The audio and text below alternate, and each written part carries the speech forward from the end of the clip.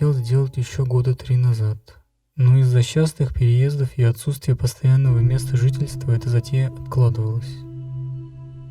У этой педали очень странное звучание.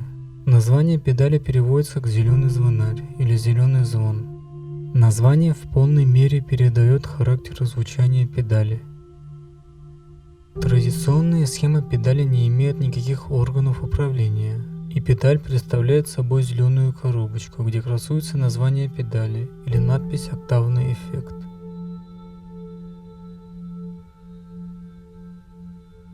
Все поделки я делаю на текстолите. Текстолит не отслаивается, как Гитинакс, поэтому я делаю платы без сверления, так как тонкие сверла подросли в цене.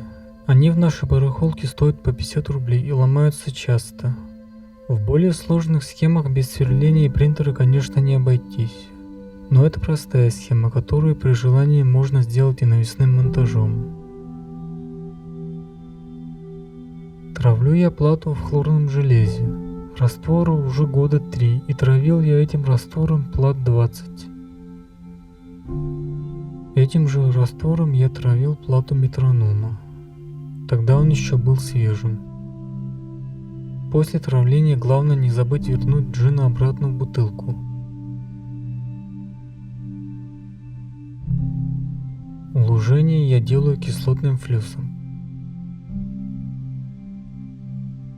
Плату я сделал большим из расчета, что он будет полем для экспериментов и будет перепаиваться много раз. Его можно сделать как минимум 2 раза меньше. Так выглядит конечный вариант платы. Схем педали в интернете много. Много элементов, особенно в первом каскаде, нужно подбирать самостоятельно. В схеме, ее можно скачать в описании, я указал, какие именно номиналы резисторов я использовал в данной педали. Диоды в оригинальной схеме 1N60. Я использовал германиевые диоды D2V. Я бы поставил и вот эти диоды, но они слишком большие и занимают много места. Также я ставил для проверки диоды 1N4148, с ними схема тоже работает неплохо.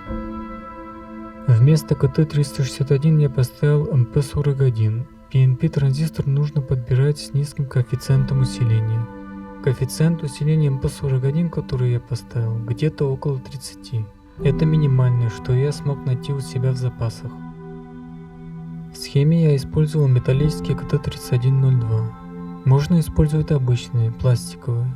Ничего от этого не изменится.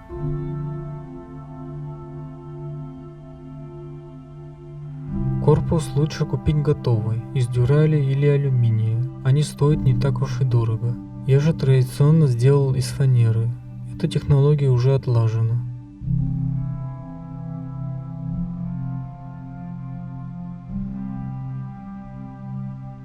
Покрытие я сделал из обычного лака ХВ-784, в который добавил зеленый колер. Наносил эту субстанцию с помощью обычной кисточки, а надпись на передней панели наносил гравером.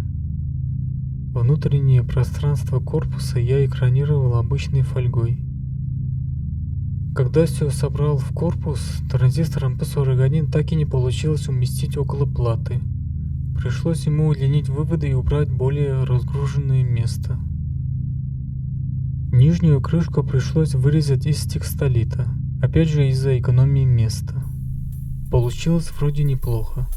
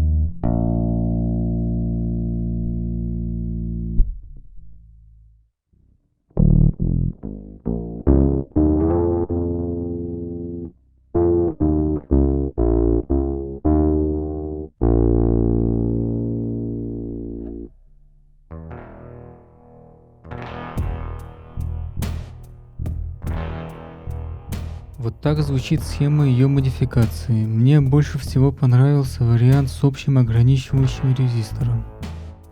Я его и решил оставить.